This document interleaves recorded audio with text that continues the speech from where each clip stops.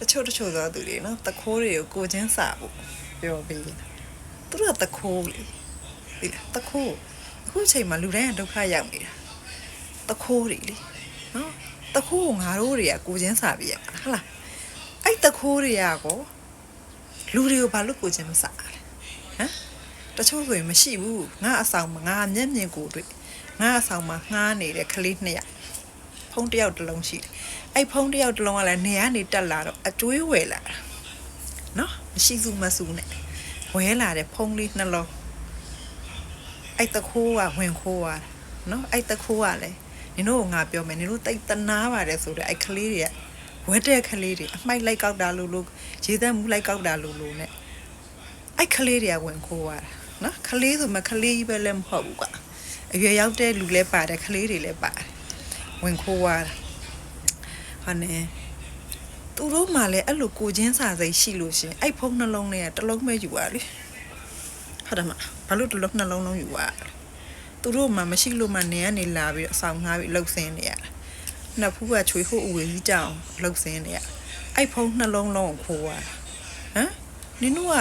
ခိုးခံရတဲ့လူတွေကိုဒါတခိုးတွေကိုကိုချင်းစာခိုင်းနေတာနင်တို့တခိုးတွေကိုလည်းကိုချင်းစာဖို့ပြောသိလားဖြစ်နိုင်တခိုးတွေကလေနင်တို့ဟာမှာတတ်ထားတဲ့သိလားခွင်းကအစသူတို့ကရရင်ယူမခံဘူးသေးတော့နင်တို့ကကိုချင်းမစတကယ်တမ်းနင်တို့အခိုးခံကြည့်လိုက်တစ်ခါနေနှစ်ခါနေသုံးခါဆိုလို့ရှင်လူပါတတ်ချင်တာအေးကိုကမလုပ်လို့အခက်မသိလို့ तू ကဇွတ်ဆိုရင်ခံရအောင်ပါအဲ့ကြဘယ်သူကတောင်းရင်ယူပေးမှာငါမပြောဘဲနဲ့နေရဟိုမျိုးတိတ်အာကုဆိုမပြီးနဲ့နော်အာကုဆိုတိတ်မပြီးနဲ့တချို့ဆိုရင်ဆိုင်ကယ်နော်ကယ်ရီဆွဲစားနေတဲ့ဆိုင်ကယ်အဲ့ဒီဆိုင်ကယ်ရှိမှအဲ့ဒီကယ်ရီသမားရဲ့မိသားစုကထမင်းစား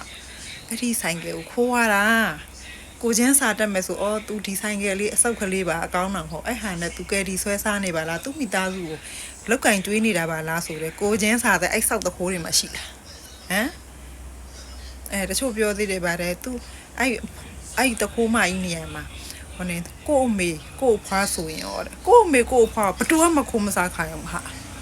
သိလားတချို့နေအဖွားကြီးတွေအဖိုးကြီးတွေခလေးလေးတွေနဲ့တောင်းစားနေရလို့ရှိတယ်ဂုံရှိတယ်တောင်းစားတာတောင်းစားလို့တနားရလှူကြမယ်တန်းကြမယ်သွားလှူသွားတန်းအဲ့ဒါကုလို့ရတယ်အခုကခိုးတာလေခိုးတာလူတိုင်းအကျွေးနဲ့မကင်းဘူးငါမပြောချင်ငါအေးဆေးနေတာငါအရန်သိလားငါအဲ့လောက်ပဲပြော